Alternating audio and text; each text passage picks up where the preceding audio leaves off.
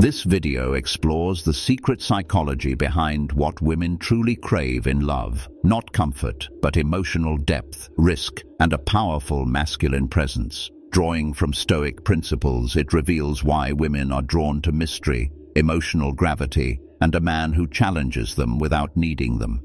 It's not about giving love, it's about becoming unforgettable. Women don't fall in love through comfort, predictability, or the constant reassurance that many men are taught to give. Instead, they fall through emotional intensity, through a feeling of risk, uncertainty, and sensation that awakens something primal inside of them. When a man always shows up, always texts first, always gives without pause, he makes himself predictable, and in that predictability, he slowly becomes invisible. The tragic irony is that while men believe consistency equals love, for women, it's the unknown, the anticipation, the chase that stirs genuine passion.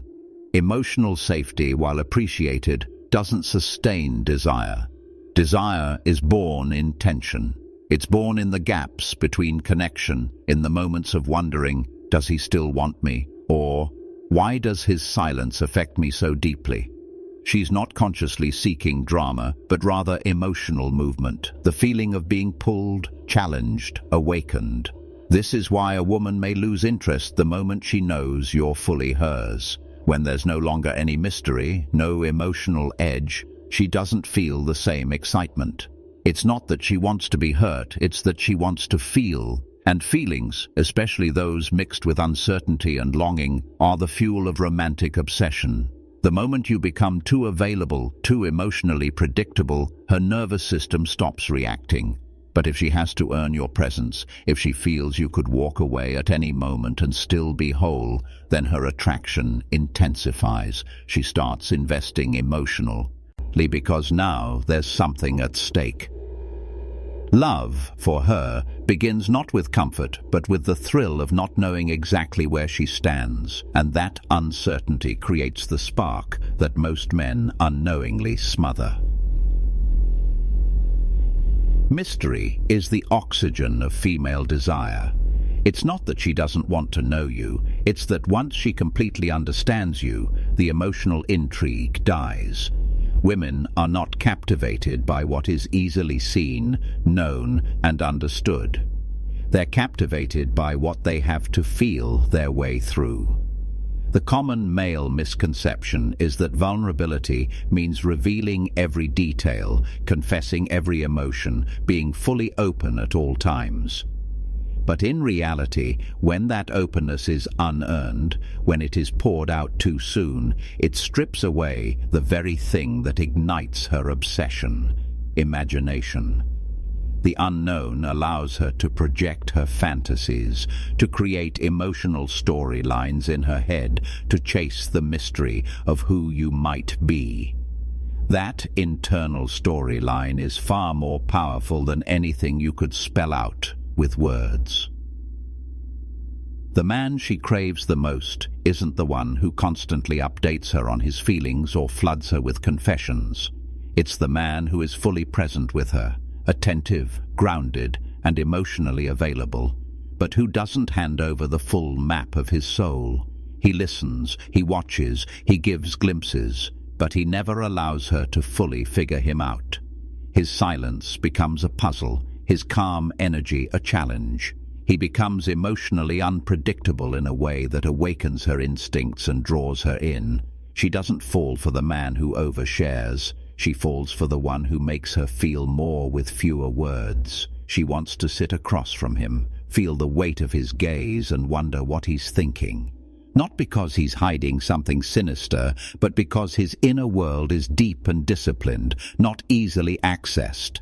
And that mystery, that restraint, is magnetic. It's not detachment. It's depth that doesn't beg to be understood. It's power that doesn't need to be announced. And this subtle, controlled emotional distance makes her feel more alive, more curious, and more emotionally engaged. When a man speaks in riddles of silence, when he lets her wonder rather than always explain, he becomes a mirror for her desire. He forces her to chase the answer that can't be pinned down. and in that chase, her feelings grow stronger. She doesn't love you because you told her everything. She loves you because you made her feel things she can't explain. Most men misunderstand what women truly mean when they speak about wanting strength or leadership in a relationship. They assume it means dominance in the traditional aggressive sense. But real power, the kind that makes a woman naturally submit, is subtle, grounded, and internally generated. It's not about commanding obedience, it's about embodying presence, certainty, and emotional composure so deeply that she feels safe surrendering to your lead. A woman's deepest desire isn't to control the dynamic or always feel equal in every moment. Deep inside, what she longs for is the ability to relax her guard, to stop leading, to melt into the gravity of a man who doesn't need her but chooses her. That choice, unforced, unneedy, self-possessed, is what creates the environment for feminine surrender to blossom. She doesn't want a man who clings to her approval, who performs to be liked, who adjusts his behavior to gain affection. She wants a man who walks his own path so confidently that being part of his world feels like a privilege. She doesn't want to complete him. She wants to be invited into something already complete. And this doesn't happen when a man builds his identity around her attention. It happens when he lives with direction, with values, with a purpose that doesn't shift depending on her mood. She wants to orbit around something greater than herself, something immovable, something that doesn't flinch when she gets emotional or pulls away. And when she sees that his value isn't tied to her reactions, her nervous system settles.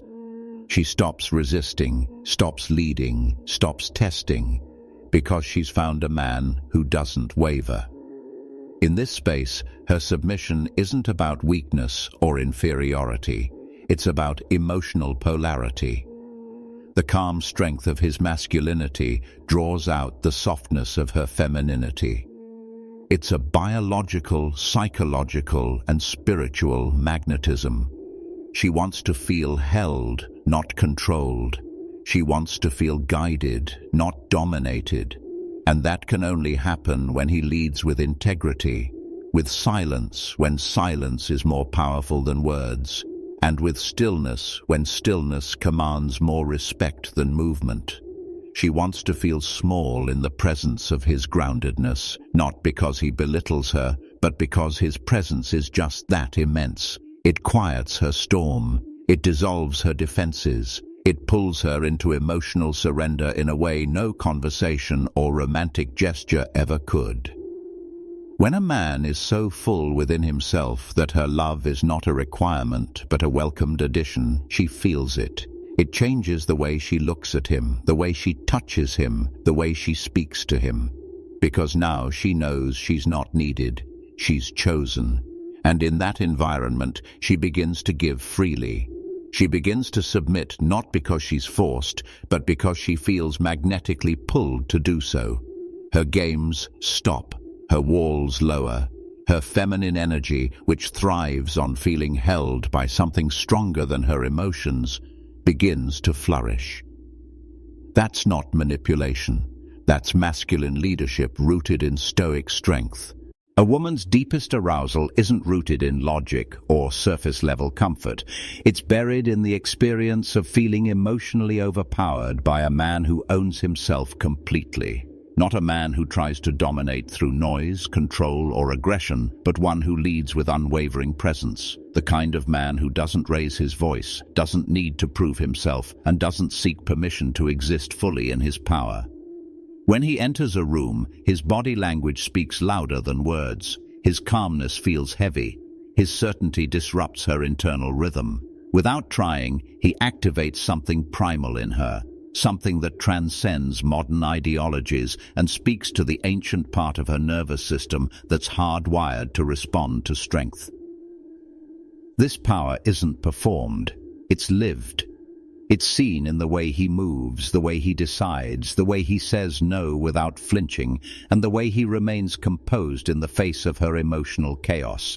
And this kind of energy doesn't scare her, it calms her, it grounds her. It makes her feel like she can finally stop being in control and simply feel. Because when she's around a man who isn't swayed by her moods, who doesn't contort himself to win her approval, who remains emotionally steady regardless of the storm she brings, she starts to soften. She doesn't consciously understand why, but her body begins to trust him. She starts to obey, not because he demands it, but because her feminine energy finally finds something worthy of surrender. Even women who project dominance in their careers or pride themselves on independence still crave this dynamic. Whether she's leading a company or preaching modern values, deep down she still yearns for the experience of being emotionally overtaken by a man who is silent in his strength. He doesn't chase her approval, he doesn't chase her validation, he simply is. And that unwavering identity becomes a gravitational pull. She finds herself yielding in his presence, not because she is weak, but because his energy commands reverence without ever asking for it. What truly intoxicates her is the man who never plays small, who never dilutes himself to make her comfortable. He walks with a sense of internal fullness that doesn't need confirmation. And when he speaks, she listens. Not because of what he says, but because of how deeply she feels the intention behind it. It's not loud, it's not arrogant, it's quiet certainty that shakes her core. In this space, she feels safe enough to let go of the performance, the resistance, the illusion of control. She stops trying to lead the dance and starts flowing in the rhythm he sets, simply by being rooted in his masculine core. It's not a game. It's not a tactic. It's a presence cultivated through discipline, self-respect, and purpose. He doesn't act like a man. He is one. And when she feels powerless in his presence, not out of fear, but out of awe, that's when devotion begins. That's when love transcends logic. That's when she wants to be near him, not because of what he does for her, but because of how he makes her feel about herself, surrendered, safe, and deeply feminine in ways she can't even explain. So the truth is simple, but powerful. Women don't fall for the man who tries the hardest or gives the most. They fall for the man who stands firm in who he is, who radiates purpose, mystery, and emotional control. She's not seeking a savior or a servant. She's drawn to a force. A man who doesn't need her validation to feel whole, but who invites her into his world without begging her to stay. The more you become grounded, disciplined, and quietly unshakable, the more you awaken her deepest instincts, not through performance, but through presence. In the end, it's not about chasing love. It's about embodying a man she never wants to forget